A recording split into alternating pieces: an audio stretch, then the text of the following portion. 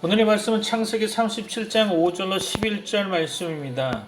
꿈이 있는 삶에 대해서 하나님의 말씀 나누고자 합니다. 우리 본문 한번 읽어볼까요? 창세기 37장입니다.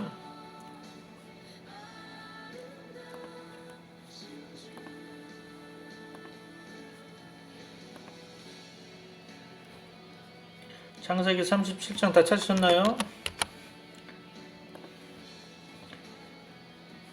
창세기 37장 5절로 11절입니다. 제가 다 찾은 줄 알고 받들어 봉독합니다. 요셉이 꿈을 꾸고 자기 형들에게 말하매 그들이 그를 더욱 미워하였더라. 요셉이 그들에게 이르되 청하건대 내가 꾼 꿈을 들으시오. 우리가 밭에서 곡식단을 묶더니 내 단은 일어서고 당신들의 단은 내 단을 둘러서서 절하더이다. 그의 형들이 그에게 이르되 네가 참으로 우리 왕이 되겠느냐, 참으로 우리를 다스리게 되겠느냐 하고 그의 꿈과 그의 말로 말미암아 그를 더욱 미워하더니 요셉이 다시 꿈을 꾸고 그의 형들에게 말하여 이르되 내가 또 꿈을 꾼즉 해와 달과 11별이 내게 절하더이다 하니라. 그가 그의 꿈을 아버지와 형들에게 말하매 아버지가 그를 꾸짖고 그에게 이르되 네가 꾼 꿈이 무엇이냐, 나와 내 어미와 내 형들이 참으로 가서 땅에 엎드려 내게 절하겠느냐. 그의 형들은 시기하되 그의 아버지는 그 말을 간직해 두었더라. 오늘도 하나님 말씀 나눌 때 여러분과 제가 하나님 말씀 안에서 은혜를 누리기를 소망합니다. 창세기 28장을 보면 야곱의 베델 사건이 기록되어 있습니다. 야곱이 형 에서를 피해서 멀리 하란으로 도망치다가 한 들판에서 돌베개를 만들어 잠을 자고 있었습니다. 꿈에 사다리를 보았습니다. 땅에서부터 저 하늘까지 이어진 사다리였습니다. 그 사다리 위에 하나님의 사자가 오르내리고 있었습니다. 자세히 살펴보니 여호와께서 그 사다리 위에서 말씀하셨습니다. 간단히 말하면 나는 여호와다. 네게 복을 줄 것이다. 내가 너와 함께하리라고 축복의 약속을 말씀하셨던 것입니다. 이 베델의 경험 뒤에 야곱의 마음속에는 저 하늘을 향하는 사다리가 자리 잡게 되었을 것입니다. 사다리 위에서 말씀하시는 하나님, 사다리 위에서 축복하시는 하나님을 바라보게 되었던 것입니다. 꿈속에서 본 그 사다리가 이제 야곱의 일생의 꿈이 되어버렸습니다. 그래서 야곱은 그 꿈을 가지고 늘 사다리를 오르는 마음으로 살게 되었던 것입니다. 오늘은 꿈의 사람, 오늘 본문은 요셉 이야기입니다. 특별히 요셉은 한마디로 꿈의 사람이라 부를 수 있습니다. 꿈이 있는 사람이었죠. 요셉의 생애는 꿈으로 가득한 생애였습니다. 어려서 꾸었던 꿈을 평생을 통해 이루는 삶을 살았습니다. 죄송합니다. 그는 늘 꿈을 꾸고 그 꿈을 이루는 삶을 살았습니다. 세상에는 두 종류의 사람이 있다고 할 수 있습니다. 하나는 에서형 인간이고 다른 하나는 야곱형 인간입니다. 에서는 호방난 사나이였습니다. 장자였고 가진 것도 많았습니다. 남자답게 사냥을 좋아했고 능력이 있었습니다. 하는 것마다 잘 됐고 주변에 사람도 많았습니다. 모두가 부러워할 만한 멋진 삶을 살고 있었습니다. 그러다 보니 현실에 만족하게 되죠. 오늘에만 몰두하며 살아가게 됩니다. 그러다 보니 어느새 꿈을 잃어버리고 살아가게 됩니다. 안소니 라빈스라는 사람이 내 안에 잠든 거인을 깨우라라는 책을 썼습니다. 저는 책을 많이 읽고 좋아합니다. 이 책에 보면 오늘 현대인을 한마디로 꿈을 잃어버린 사람들이라고 규정하고 있습니다. 사람들은 원래 누구나 다 꿈을 가지고 살아간다고 합니다. 그런데 살면서 그 꿈을 하나씩 잃어버리게 되었다는 거죠. 그래서 모두가 에서와 같은 사람으로 그런 존재가 되어버렸다는 거죠. 이 책에서 사람들이 왜 꿈을 잃어버리게 될까? 두 가지로 요약하고 있더라고요. 첫 번째는 좌절 때문이라는 겁니다. 꿈을 향해 나아가다가 장애물을 만나게 되면 이 장애물을 넘기 위해 나름대로 노력을 해보다가 잘 안 될 경우 좌절을 겪게 됩니다. 이 좌절이 하나씩 쌓여가면서 꿈과 점점 멀어지게 되고 끝내는 꿈을 잃어버리게 된다는 거죠. 또 다른 하나는 눈앞의 성공 때문이랍니다. 꿈을 향해 나아가다가 꿈과 관계없는 손쉬운 성공을 맛보게 되면 그 성공의 달콤함에 젖어서 원래 가지고 있던 꿈을 잃어버리게 된다는 거죠. 여러분은 어떠십니까? 아직도 꿈이 있습니까? 에서처럼 꿈을 잃어버리고 살고 있지는 않습니까? 그러나 야곱은 에서와는 달랐습니다. 소심한 사람입니다. 집에서 여자처럼 조용히 집안일을 하며 엄마와 함께 지내는 것을 좋아했습니다. 뭘 하나 제대로 잘하는 것도 없었고 주변에 사람도 없었습니다. 별로 매력도 없고 능력도 떨어지는 사람이었습니다. 그러나 그 속에 꿈이 있었습니다. 오늘에 타협하거나 오늘에 만족하지 않았습니다. 보다 나은 미래를 꿈꾸며 그날을 준비하고 기다렸던 것입니다. 야곱에게 기회가 왔죠. 현실에 만족하고 오늘에 몰두해 살던 에서에게 장자권을 살 수 있는 기회가 왔었습니다. 하나님께서 장자였던 에서를 대신해서 야곱을 족장으로 세우셨고 하나님의 위대한 구원 역사에 참여케 하셨습니다. 휠렌 바흐라고 하는 분이 쓴 불을 놓아라라는 시 가운데 이런 구절이 있습니다. 노래를 잘 부르는 사람보다 노래를 잘할 수 있다는 꿈을 가진 이가 더 아름답습니다. 지금 공부를 잘하는 사람보다 공부를 더 잘할 수 있다는 꿈을 간직한 이가 더 아름답습니다. 글을 잘 쓰는 작가보다 글을 잘 쓸 수 있다는 꿈을 안고 사는 이가 더 아름답습니다. 하나님도 그렇게 보고 계시지 않을까 생각합니다. 능력은 있으나 꿈을 잃어버린 에서보다 능력은 없어도 꿈을 가지고 있던 야곱을 아름답게 보셨을 것입니다. 그 야곱을 택하셔서 위대한 일을 맡기셨기에 우리는 그렇게 출현할 수 있는 것이죠. 그렇습니다. 하나님이 주신 꿈을 지키는 사람, 그들은 하나님 보시기에 아름답습니다. 사람들 보기에도 아름답습니다. 사랑하는 여러분, 하나님이 주신 꿈을 회복하시기 바랍니다. 하나님이 주신 꿈을 가지고 살아가야 합니다. 오늘 본문의 요셉은 자기가 꿈을 가질 뿐 아니라 많은 사람들에게 꿈을 나누는 삶을 살았던 것을 보게 됩니다. 요셉은 꿈을 나누는 사람이었습니다. 옥에서 만난 애굽의 관원의 꿈을 해몽해 주면서 그에게 새로운 꿈을 갖게 했습니다. 절망 중에 있던 애굽의 왕 바로의 꿈을 해몽해 주면서 바로에게도 새로운 꿈을 갖게 했습니다. 짐 스토벌이라고 하는 사람이 쓴 최고의 유산 상속받기라는 책을 보면 월트 디즈니에 대한 이야기가 나옵니다. 그 친구는 4년 동안 하루도 빼놓지 않고 꿈을 가지고 있었어. 한 꿈이 이루어지면 또 다른 꿈을 꾸며 살지. 그 친구를 통해 많은 사람들이 꿈이란 어떻게 꾸는 것인지, 더 멋진 세상은 어떻게 상상해야 하는 것인지 알게 되었지. 그 친구 이름이 바로 월트 디즈니야. 월트 디즈니는 어린이에게 꿈을 나누는 삶을 살아왔습니다. 만화 영화를 만들어 꿈을 보여주었습니다. 디즈니랜드를 만들어 어린이에게 꿈을 경험케 했습니다. 그뿐 아니라 함께 일하는 동료들에게도 꿈을 나누는 삶을 살았습니다. 우리 그리스도인도 이래야 하지 않을까요? 내가 꿈을 간직할 뿐 아니라 그 꿈을 나누는 삶을 살아야 할 것입니다. 꿈이 없는 사람들에게 꿈을 꾸게 해줘야 할 것입니다. 꿈을 잃어버린 사람들에게 꿈을 되찾을 수 있게 해줘야 할 것입니다. 그리스도인의 꿈은 구별된 꿈입니다. 요셉이 꾼 꿈은 남다른 꿈이었습니다. 세상 사람들이 꾼 공상과 다릅니다.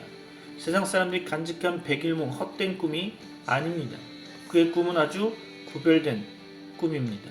우리 그리스도인들이 꿔야 할 꿈이 무엇인지를 잘 보여주고 있습니다.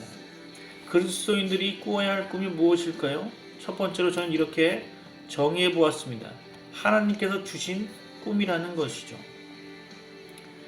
본문 5절을 보면 요셉이 꿈을 꾸고라고 했습니다. 여기서 말하는 꿈은 무엇입니까? 사전을 찾아보면 꿈이라는 말은 여러 가지 의미로 쓰이고 있음을 확인해 볼 수 있습니다. 대표적으로 두 가지입니다. 하나는 잠자는 동안에 생시처럼 보고 듣고 느끼고 하는 여러 가지 현상을 말합니다. 우리가 태몽이니 용꿈이니 개꿈이니 하는 것들을 말하는 거죠. 대개 이와 관련된 표현으로 꿈을 꾼다라는 말을 씁니다. 다른 하나는 마음속에 바람이나 이상을 말합니다. 큰 꿈이 있다고 말할 때 그 꿈을 뜻하는 거죠. 대개 이와 관련된 표현으로는 꿈을 가진다, 꿈을 품는다 라는 말을 씁니다. 본문에서 말하는 꿈은 앞의 꿈, 즉 잠자는 동안에 일어난 현상으로서의 꿈을 말하는 것입니다. 그러니까 자기가 꾸고 싶어서 꾼 꿈이 아니라는 말이죠. 하나님께서 꿈을 통해서 요셉의 미래를 보여주신 것입니다. 그런데 이 꿈은 요셉의 평생 그의 마음속에 담겨져 있었을 것입니다. 수십 년이 지난 후에 요셉이 이 꿈대로 되었음을 확인하고 하나님께 큰 영광을 돌렸습니다. 이것은 어린 시절 꿈에서 보았던 그것이 정말 요셉의 평생의 꿈이 되었다는 것을 말합니다. 그러니까 요셉은 하나님께서 주신 꿈을 평생 간직하면서 그 꿈을 이루기 위해서 살았다는 말이죠. 요엘서 2장 28절을 보면 이렇게 말씀하고 있습니다. 그 후에 내가 내 신을 만민에게 부어주리니 너희 자녀들은 장래일을 말할 것이며 너희 늙은이는 꿈을 꾸며 너희 젊은이는 이상을 볼 것이며. 성령이 우리 심령 속에 모신 뒤에 우리 그리스도인들에게 일어날 특별한 현상 가운데 하나를 말씀하고 있는 것입니다. 어린아이들은 장래일을 말하고 젊은이는 이상을 보고 늙은이는 꿈을 꾼다는 것입니다. 한마디로 말하면 성령이 우리에게 임하시고 나면 성도들은 남녀노소를 막론하고 성령이 주시는 꿈을 갖게 된다는 것입니다. 실제로 그러했습니다. 성령이 임하시고 난 뒤에 초대교회 성도들은 모두가 새로운 꿈을 갖게 되었습니다. 사도행전 1장 8절 말씀 그대로 성령이 너희에게 임하시면 너희가 권능을 받고 예루살렘과 온 유대와 사마리아와 땅끝까지 이르러 내 증인이 되리라. 바로 하나님께서 주신 꿈, 주님의 증인이 되는 꿈입니다. 여러분, 우리 그리스도인들은 세상 사람들과 다른 꿈을 가지고 사는 사람들입니다. 바로 하나님께서 주신 꿈을 가지고 사는 사람들입니다. 그리스도인들이 꾸어야 할 꿈이 무엇일까요? 두 번째입니다. 개인적 차원을 넘어선 꿈이라는 거죠. 요셉이 어려서 꾸었던 꿈은 긴 세월이 흐른 뒤에 그대로 이루어졌습니다. 창세기 45장 7절로 8절에 이렇게 말씀하고 있습니다. 하나님이 큰 구원으로 당신들의 생명을 보존하고 당신들의 후손을 세상에 두시려고 나를 당신들 앞서 보내셨나니 그런즉 나를 이리로 보낸 자는 당신들이 아니요 하나님이시라. 하나님이 나로 바로의 아비를 삼으시며 그 온 집의 주를 삼으시며 애굽 온 땅의 치리자를 삼으셨나이다. 그가 어려서 꾸었던 꿈, 그가 한평생 마음에 간직해왔던 꿈이 그대로 이루어졌다는 것입니다. 그런데 그 꿈은 자기 개인만을 위한 꿈이 아니었습니다. 하나님의 구원 역사를 이루시는 꿈이었다는 거죠. 역사가들은 지난 20세기 인간의 모든 인권과 자유와 평등을 신장시킨 결정적 인물로 마틴 루터 킹 목사님을 손꼽았는데 이견이 없었습니다. 특별히 1963년 미국 워싱턴의 링컨 기념관 앞에서의 시위 집회는 흑인 인권 신장의 하나의 결정적 사건이 됩니다. 이 사건으로 그는 그 이듬해 노벨 평화상을 받았고 그가 암살당하고 난 뒤에 미국 정부는 그의 생일을 미국의 국경일로 정의까지 했습니다. 그를 이렇게 위대한 인물이 되게 한 것은 다름 아닌 그의 꿈 때문입니다. 그는 1963년 시위 집회에서 그 유명한 연설을 시작했습니다. I have a dream. 나에게는 꿈이 있습니다. 조지아주의 붉은 언덕에서 노예의 후손들과 노예 주인의 후손들이 형제처럼 손을 맞잡고 나란히 앉게 된 꿈입니다. 나에게는 꿈이 있습니다. 이글거리는 불의와 억압이 존재하는 미시시피주가 자유와 정의의 오아시스가 되는 꿈입니다. 나에게는 꿈이 있습니다. 내 아이들이 피부색을 기준으로 사람을 평가하지 않고 인격적으로 사람을 평가하는 나라에서 살게 되는 꿈입니다. 그렇습니다. 그리스도인들의 꿈은 개인적 차원의 꿈이 아닙니다. 하나님의 위대한 역사를 이루는 꿈입니다. 하나님 나라와 교회와 이 민족 역사를 위한 꿈입니다. 사랑하는 성도 여러분, 보다 큰 꿈을 지니십시오. 개인적 차원 사리사욕의 꿈이 아닌 모두를 위한 꿈, 하나님 나라를 위한 꿈을 지니시기 바랍니다. 그리스도인들이 꾸어야 할 꿈이 무엇일까요? 세 번째로 고난으로 이루는 꿈이라는 것입니다. 요셉은 그 꿈 때문에 큰 고난을 겪었습니다. 어려서 꾼 꿈 때문에 형들에게 미움을 받았습니다. 그 꿈 때문에 애굽에 팔려가게 되었습니다.